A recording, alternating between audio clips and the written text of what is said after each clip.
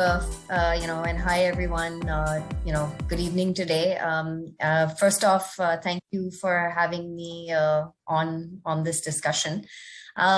In terms of why I chose finance, really is, I think if you go back 20, 25 years, there were very limited career options, right? It was a lot of, it's either marketing, finance, or you want to become a doctor or an engineer. There were really a few options available versus today, where you can be anything from an influencer to, a fashion designer on a global scale, and the opportunities are a lot more. Having said that, I think for me, I have always had that very analytical bent of mind. I've always been interested and preferred structure to a non-structured environment. And I think finance lends itself well to that. So the starting point of my career, my education has definitely been finance because of the passion around it.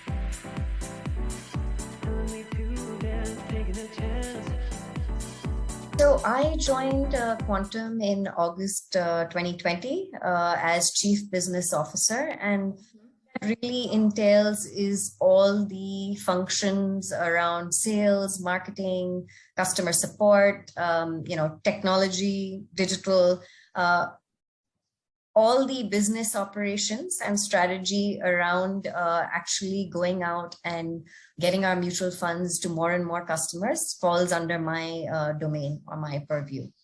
So it's been an exciting, couple of years to date. The Indian mutual fund industry is growing rapidly. Consumer behavior is changing. The ease with which and the number of people who are investing all provide a huge addressable market. So I think it's an interesting time for the mutual fund industry, and I'm really happy to be, in the middle of it or a part of it.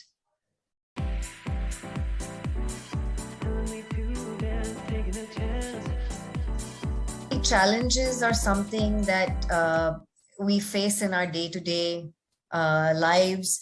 There are, so if I look at the beginning of my career, women were not as seen or as heard, right? We were always a minority. So there were challenges around making yourself known, kind of stepping up to the plate and working against the tide, if you will.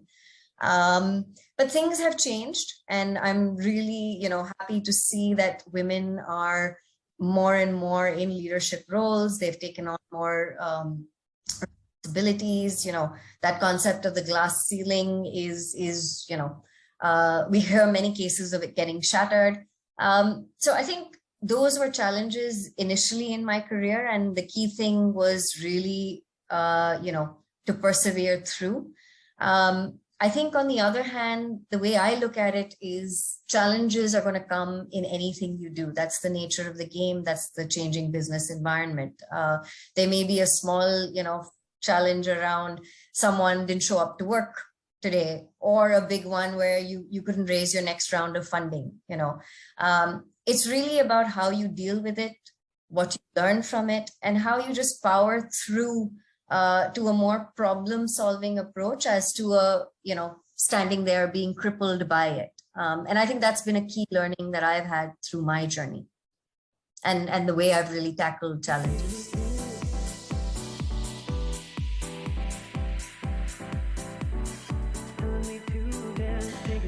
So I think through the journey, which has now been about 20 odd more years, if I look at it, I think the first major milestone was I became a director at KPMG in the US. And I know that's just a designation change, but I think for me, it was a key milestone that KPMG was somewhat my first job, kind of just coming out of fresh learning, moving countries, etc. So when you've spent 12 years with a company and you've kind of grown from a child to an adult with them, when you reach, that level, it really means a lot. So I think that was the key sort of big milestone.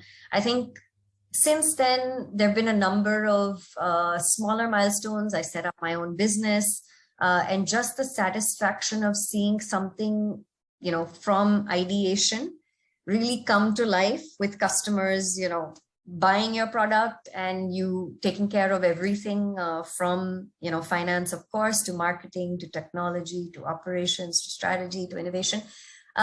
That was a really big learning experience for me. And I think that's what shaped my personality, and that's what shaped who I am as a person today. So there have been, of course, many smaller milestones and achievements. And to me, every goal that you set out and achieve is in some sense, a milestone or an achievement. So.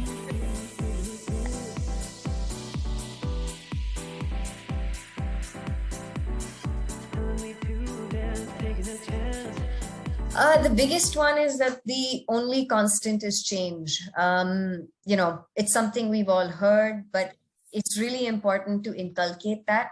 It's really important to innovate, constantly problem solve, stay current, be adaptive. Today it's no longer about subject matter expertise, or it is in very limited cases because everyone can kind of Google and figure out what's going on, right? Best leaders of today are those who can handle challenges, those who can continuously adapt to the changing environment. And I think that's really what, the women of today should keep in mind as they start their careers or go through their careers.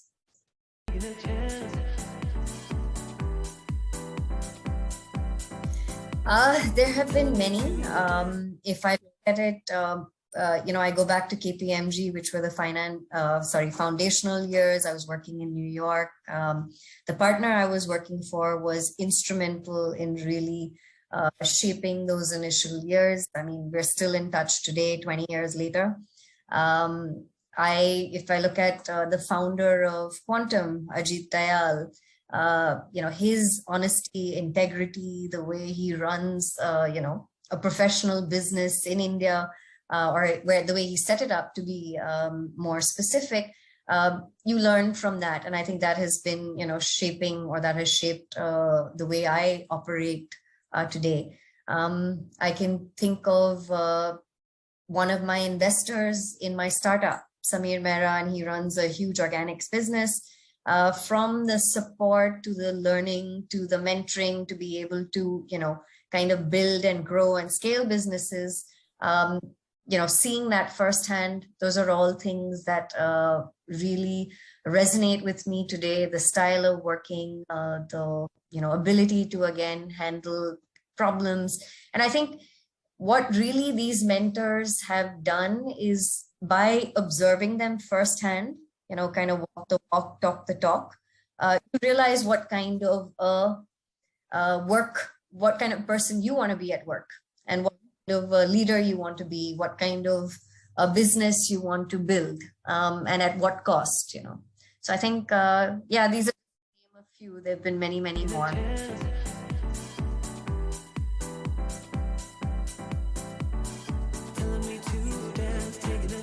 So I think this is where women have an inherent strength, right? We are multitaskers, we are time managers. I think what's really important, or has worked for me, is always putting that priority list, right? And some things are non-negotiable, and other things, you kind of move around and you work. So very often I also use the process of elimination to get things done, right? What is the most high priority, least kind of time? Let's get that out of the way, and, kind of time manage that way.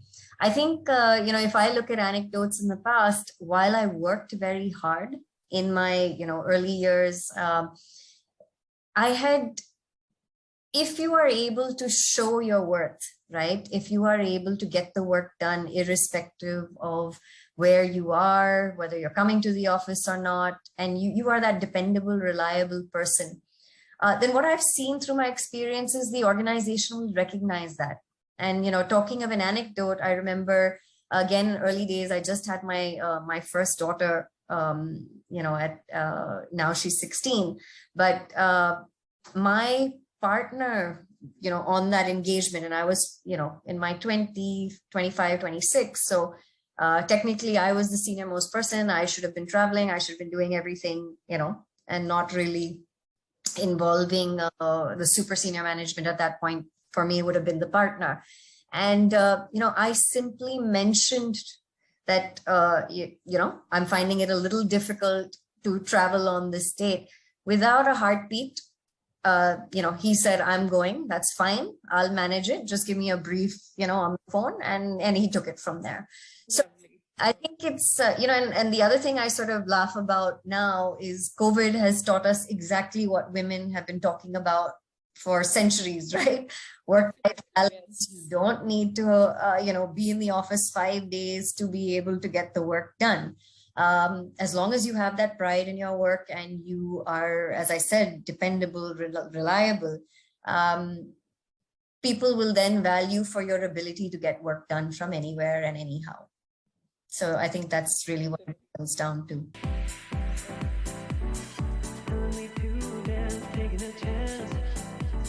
Yeah, I think it goes back to some of the things I've already said, but I think the key thing for women is don't be shy, speak up.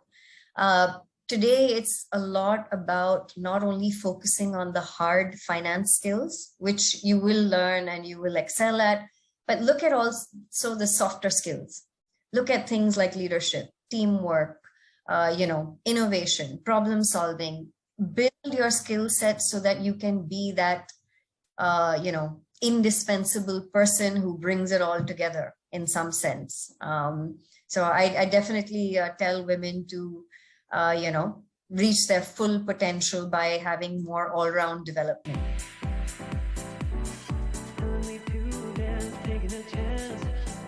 I think what you guys are doing is fabulous. It's very commendable. It's really important for women to support other women, to create that sense of sharing of experiences, the community. And I think, that's what Her Money Talks does, right? Bringing people together to share those experiences and, let everyone kind of move forward. We need more organizations or efforts and initiatives like yours.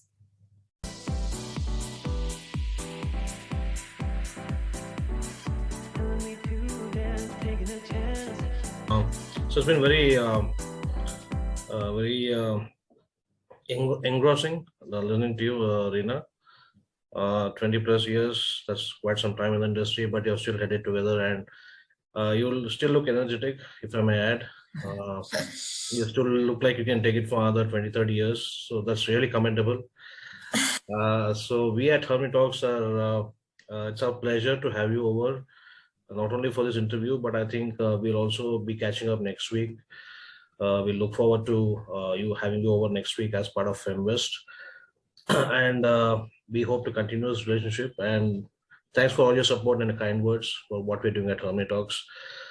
In fact, we need more people like you who can support us morally, support us in terms of spreading this mission of us, in terms of helping women empower themselves financially, which is something I think we talk of empowerment of women as a generic concept, but we have narrowed it down to the financial empowerment specifically.